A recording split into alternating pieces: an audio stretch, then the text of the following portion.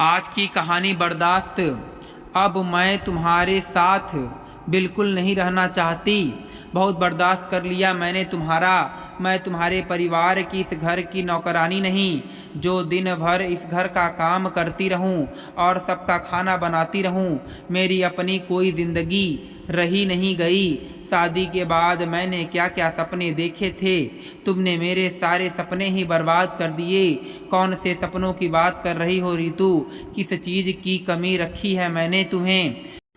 जो भी मुंह खोलती हो मैं तुरंत ला कर तुम्हें देता हूँ। ला कर देते तो हो, एहसान करते हो क्या? नौकर की तरह दिन भर खटती रहती हूँ तुम्हारे घर में। तुम तो सुबह सुबह तड़के की निकल जाते हो और रात को लेट आते हो। आने के बाद तुम्हें भी खाना चाहिए, खाकर बिस्तर पर लेट जाते हो। मेरी ज़िंदगी बता दो क्या है? सुबह किचन में, दोपहर किचन में और रात किचन में। अगर कहीं घूमने फिरने को बोल दो तो तुम्हें ऑफिस से छुट्टी ही नहीं मिलेगी। तो मैं क्या घर में बंद रहूं? देखो रितु, मुझे जब छुट्टी मिलती है तब तब तुम्हें कहीं ले जाता हूँ ना घुमाने के लिए। अब तुम सोचो कि मैं तुम्हें हर महीने कहीं लंबी टूर पर ले तो जा नहीं सकता। घर परिवार भी है, उन्हें भी तो देखना है। बाकी हर संडे हम कहीं ना कहीं निकल ही लेते हैं। महीने में 2-3 बार तो बाहर डिनर कर ही लेते हैं ना। अब इससे ज़्यादा कितना करूं मैं? तुमको लेकर घूमता भी रहूं, नौकरी भी कर लूं, घर भी देख लूं। रितु, मैं मिडिल क्लास का लड़का हूं, मुझे सब कुछ देखना पड़ता है। नहीं नहीं, तुम्हें मुझे देखने की ज़रूरत नहीं है। तुम नौकरी देखो, परिवार देखो, इसके बाद टाइम मिले तो मुझे देखना। और वैसे भी तुम क्या मुझे देखोगे? मैं खुद अब अपने आप को देख लूँगी। बहुत बन कर रही इस घर की नौकरानी, अब मुझे नौकरानी नहीं बनना। तुम मुझे हर महीने 5,000 दो मेरे अपने खर्चे के लिए। मुझे भी काम होते हैं, ठीक है, ले लेना अगर तुम्हें उससे ही संतुष्टि मिल जाए तो। कहते हुए संजय वहाँ से चला जाता है। धीरे धीरे रितु अब अपना फ्रेंड सर्कल बढ़ाने लगी। धीरे धीरे करके उसके किटी पार्टी शुरू हो गए। सहेलियों के साथ घूमना, शॉपिंग करना, मूवी देखना हर हफ्ते अब उसका प्रोग्राम पहले से ही फिक्स रहता था। अब रितु जैसे तैसे सुबह का खाना तो बना लेती, लेकिन संजय के जाने के बाद तुरंत तैयार होकर वह भी घर से बाहर निकल जाती और शाम को फिर 6-7 बजे के आसपास ही आती थी।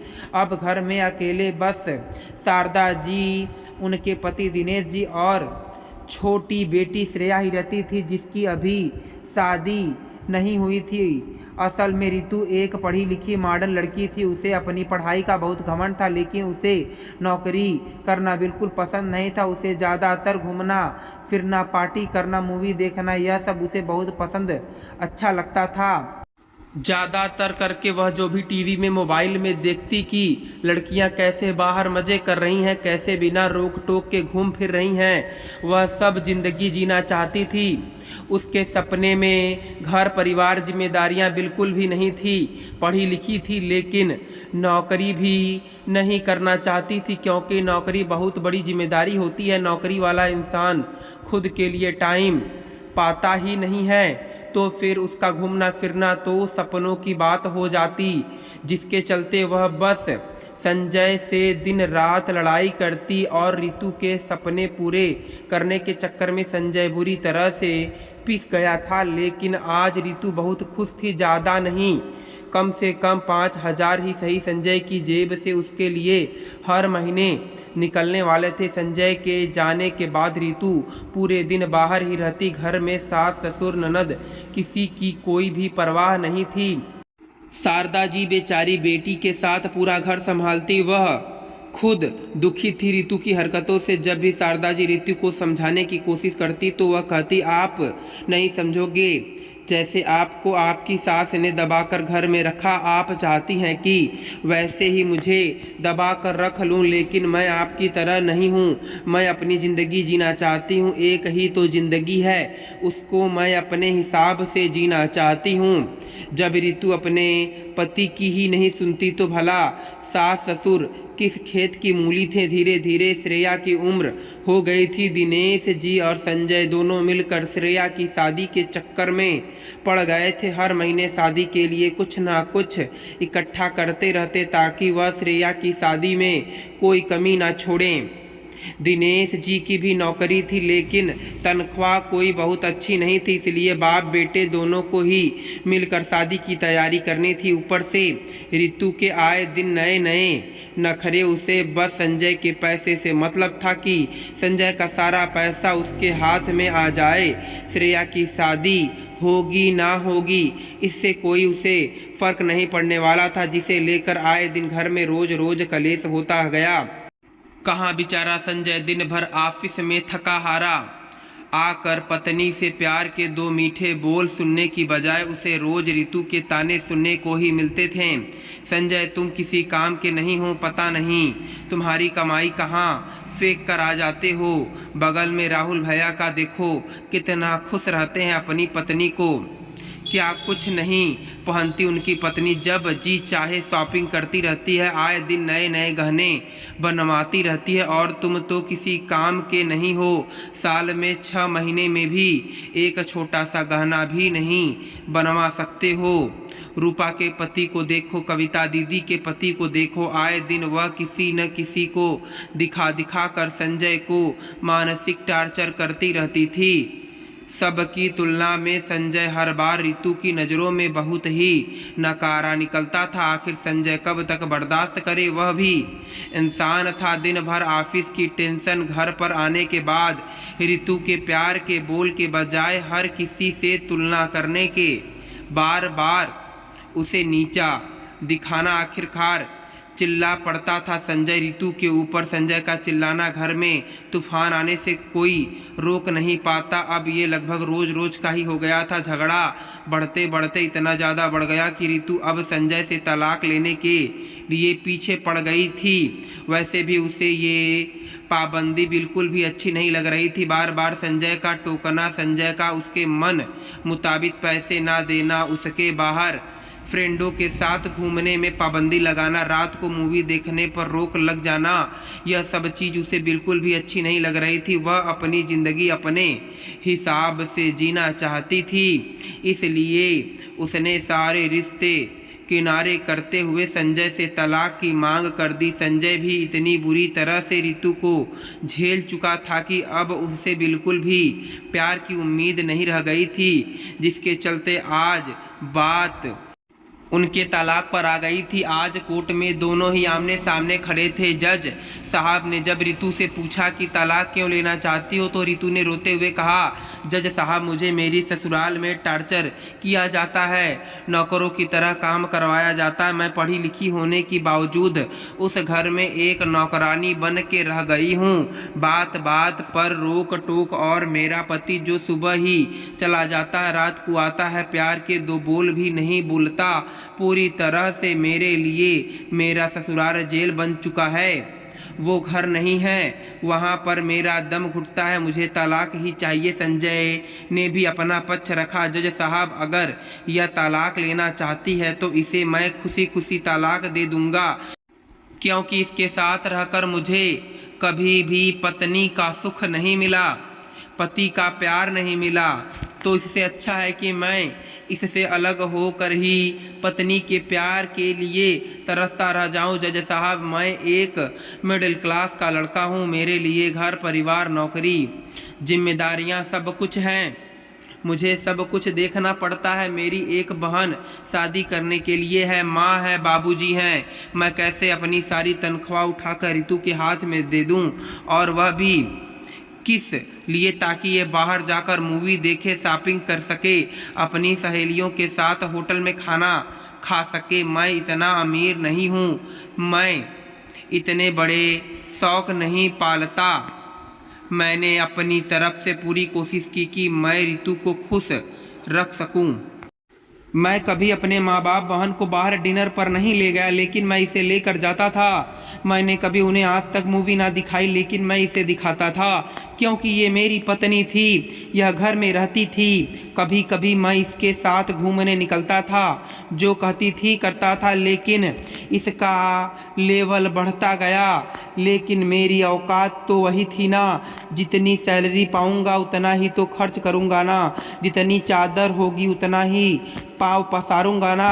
अब इसको मेरी पूरी सैलरी चाहिए। अगर यह परिवार के साथ जिम्मेदारियों के साथ सब कुछ लेकर चलती तो मैं खुशी खुशी अपनी सारी सैलरी इसके हाथ में दे देता, लेकिन इसे तो मेरे परिवार से कोई मतलब ही नहीं है। यहाँ तक कि इसे तो मुझसे भी मतलब नहीं है, इसे तो बस मेरे पैसे से मतलब है। ये आज की पढ़ी लिखी मॉडर्न लड़की है और मैं ठहरा मिडिल क्लास का। शायद हम दोनों की सोच में ज़मीन आसमान का अंतर है, इसलिए यह रिश्ता भी नहीं चल पाएगा। संजय ने भी अपनी लाचारी बेबसी अपनी जिम्मेदारियां जज साहब के आगे बता दी।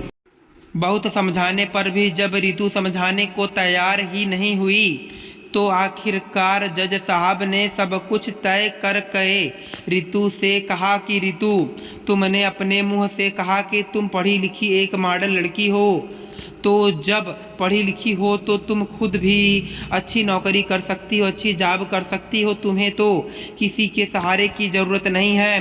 तुम अपने पति के साथ नहीं रहना चाहती तो तुम्हारे पति की जितनी हैसियत है उसके हिसाब से ही तुम्हें मेंटेनेंस दिया जाएगा। बाकी तुम जितना चाहती हो 50-60 लाख वह मुश्किल है, क्योंकि मेंटेनेंस भी उतना ही दिया जा सकता है जितनी पति की कमाई हो, जितनी पति की हैसियत हो। इसलिए जज साहब ने संजय की कमाई को देखते हुए, उसका बैकग्राउंड देखते हुए पैसे रितु को दिलवा देते हैं। अब दोनों ही अपनी अपनी लाइफ में आज़ाद थे।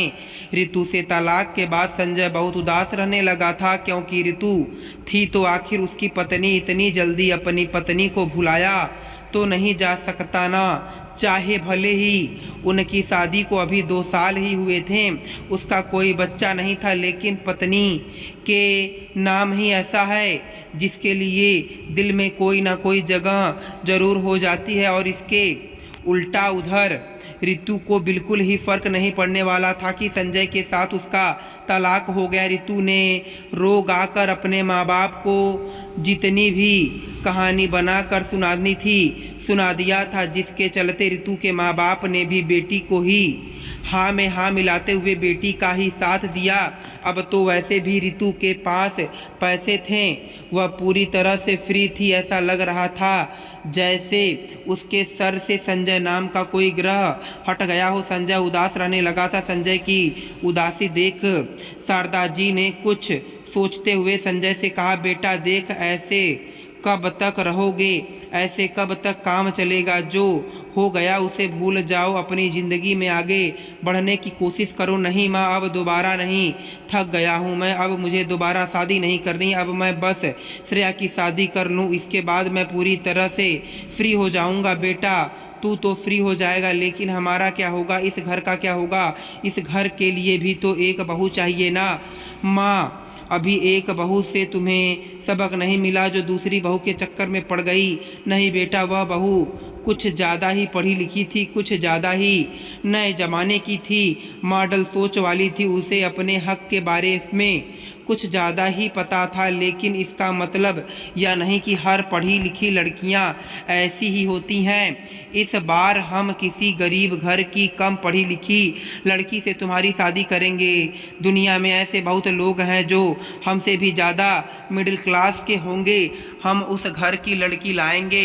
अब मुझे पढ़ी लिखी बहू नहीं चाहिए, एक संस्कारी बहू चाहिए जो अपनी खुशी के साथ साथ हमारी खुशी का भी ध्यान रखे। बेटा धीरे धीरे ज़माना इस मोड़ पर आ रहा है जहाँ पर अब दहेज की मांग कम होगी और अच्छी संस्कारी लड़कियों की मांग ज़्यादा होगी। शायद हम उसी मोड़ पर खड़े हैं। बेटा तुम तो समझदार हो, तुम समझो ऐसे ज़िंदगी नहीं कटने वाली है। माँ की बात सुनकर संजय भी सोचने के लिए मजबूर हो गया था। माँ की बात भी सही थी, पूरी जिंदगी आखिर अकेले ही तो नहीं बिताई जा सकती है। कुछ सोचते हुए उसने शारदा जी से कहा, ठीक है माँ, मैं शादी करूँगा, लेकिन पहले श्रेया की शादी के बाद। कुछ दिनों में श्रेया की शादी भी हो जाती है और शारदा जी ने अपने रिश्तेदारों से पूछकर जान पहचान की ही लड़की प्रिया से संजय की शादी करवा देती हैं। प्रिया बिल्कुल ऋतु से विपरीत थी। प्रिया ने भी पढ़ाई लिखाई की थी, लेकिन समाज वाली, संस्कार वाली, जिम्मेदारियों वाली प्रिया अपने व्यवहार से संजय के दिल में अपने लिए जगह बना ली थी। अब संजय ऑफिस से घर आने के बाद पत्नी की गोद में सर रख कर सुकून की प्यार भरी बातें करता था। अब उसके घर में लड़ाइयों की बजाय नहीं पायल की छनक होती थी। दोस्तों, हर पढ़ी लिखी लड़की ऋतु जैसी नहीं होती है, लेकिन यह भी सही है कि फ्रीडम के नाम पर आजकल परिवार भी बहुत टूटते हैं। दोस्तों, मैं उम्मीद करता हूं कि आपको यह कथा पसंद आई होगी। फिर मिलेंगे आपसे अगली कथा में। आप सभी का धन्यवाद।